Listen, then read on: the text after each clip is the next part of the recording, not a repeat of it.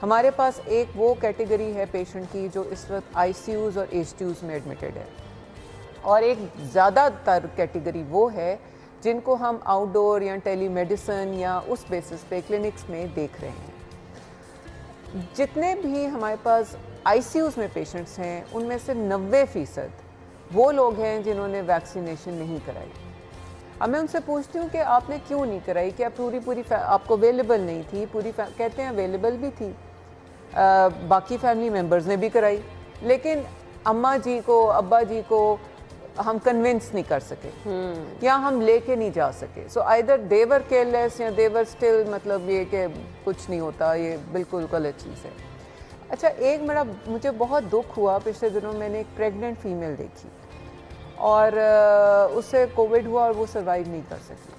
और ये वो था, अभी तो फिर भी थोड़ी सी वेव आ गई है, अभी कुछ दिन पहले की बात है जब इतने ज़्यादा पेशेंट्स नहीं थे और उसके ऑलरेडी 2 और बच्चे भी थे छोटे छोटे। मैंने उसके हस्बैंड से पूछा कि बेटे आपने क्यों नहीं इसकी वैक्सीनेशन कराई, क्या बाकियों ने कराई? कहते हैं हाँ जी हम सारों ने कराई।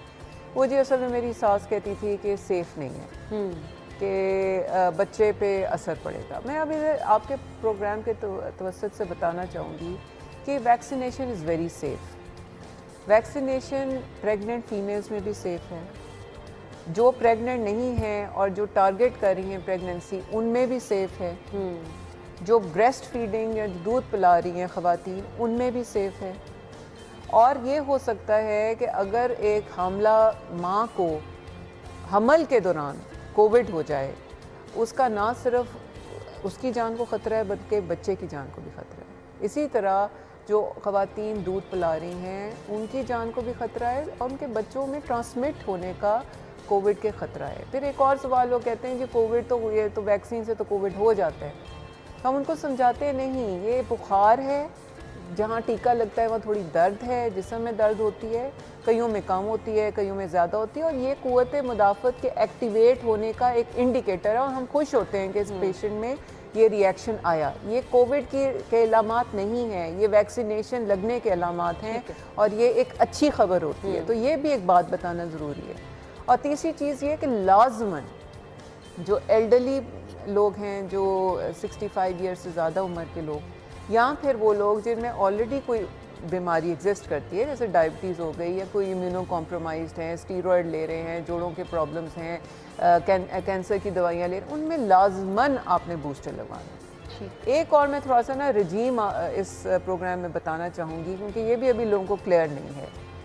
एक है कि पहली डोज आपने लगवा ली, उसके 21 से 28 डेज़ के अंदर आपने दूसरी डोज लगवानी, ठीक है।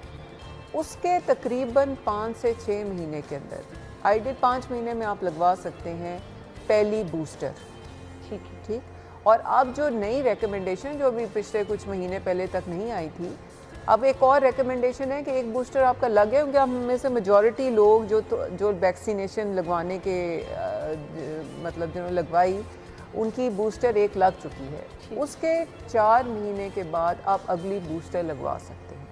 तो अब ये हाई टाइम आ गया है, वेव आ गई है, इसमें कोई शक नहीं कि पेशेंट्स हमें ज़्यादा मिल रहे हैं, लेकिन अगर आप वैक्सीनेटेड हैं तो आप में सेवेरिटी ऑफ सिम्टम्स कम होंगे, आपके चांसेस खुदा न खास्ता हॉस्पिटलाइज होने में या आईसीयू जाने के कम होंगे। इक्वली बच्चों को, बच्चों को बिल्कुल 5 ईयर्स से अबव की एज में आपने बच्चों, बूढ़ों, हामला ख़वातीन, किसी और बीमारी, सारों को लगवानी है। और रजीम ये है, अगर आपको कोविड हो गया है तो फिर आपने 4 हफ्ते तक वेट करना है अगर आपकी ड्यू है कोई वैक्सीनेशन। मसलन अगर आज मेरी वैक्सीनेशन ड्यू थी और मुझे कोविड हो गया तो मैं अभी वेट करूंगी 4 हफ्ते तक, ठीक है, और तब मैं अगली वैक्सीनेशन लगाऊंगी। सो प्लीज़ ये वैक्सीनेशन का मैसेज बहुत ज़रूरी है, ये मास्क का मैसेज जो आप अभी जिक्र कर रहे थे बहुत ज़रूरी है। हुकूमत पंजाब बहुत एक्टिव हो गई है। मुझे ना कंपैरिजन करके बता दें, जो वैक्सीनेटेड पर्सन है अगर उसको कोविड होता है तो क्या उसके चांसेस रिकवरी के हैं, कितनी जल्दी वो रिकवर कर लेता है, बजाय उसके जिसने वैक्सीनेशन नहीं। आपके पास तो दोनों पेशेंट आते हैं, दोनों की कंडीशन में डिफरेंस क्या देखते हैं आप ये और ये समझ लें, ठीक है। ये साइंटिफिक डेटा, इसमें मल्टीपल स्टडीज़ इंटरनेशनल, नेशनल, हमारे अपने सेंटर में हो चुकी हैं कि जो हमारा किंग एडवर्ड मेडिकल यूनिवर्सिटी में मेयो हॉस्पिटल है, कि जो majority ऑफ पेशेंट्स, जैसे मैंने कहा, आईसीयू के जो पेशेंट्स हैं वो हैं ही अनवैक्सीनेटेड। जो वैक्सीनेटेड हैं उनको होता है कोविड, उनको सिम्टम्स आते हैं। अच्छा, सिम्टम्स का सवेयर होना और सेवेरिटी ऑफ कोविड दो डिफरेंट चीज़ें हैं। सही। सिम्टम्स का सवेयर का मतलब है कि सर में बहुत ज़्यादा दर्द सवेयर होना, या बुखार तेज़ होना, या जिस्म में दर्द बहुत ज़्यादा होना, या उल्टियाँ आना, ये एक चीज़ है। एक होता है कोविड की सेवेरिटी, वो हम ग्रेड करते हैं scientifically, that is mild, moderate, severe. Moderate वो होता है जिसको ऑक्सीजन की ज़रूरत पड़ जाए, और सेवेयर वो है जो ऑक्सीजन सिर्फ ज़रूरत नहीं पड़ती, उसको नॉन इन्वेसिव या इन्वेसिव वेंटिलेटरी सपोर्ट देनी पड़ती है, यानी कि मास्क लगाना पड़ता है। CPAP मास्क का जिक्र होता है, मास्क लगाना पड़ता है, और खुदा ना खास्ता बहुत सवेयर हो जाए तो ट्यूब भी डालनी पड़ती है। तो ये जो सेवेरिटी है ना, ये कम है इंटरनेशनली, नेशनली, जितना भी डेटा हमारे पास आया है वैक्सीनेटेड पीपल। सही।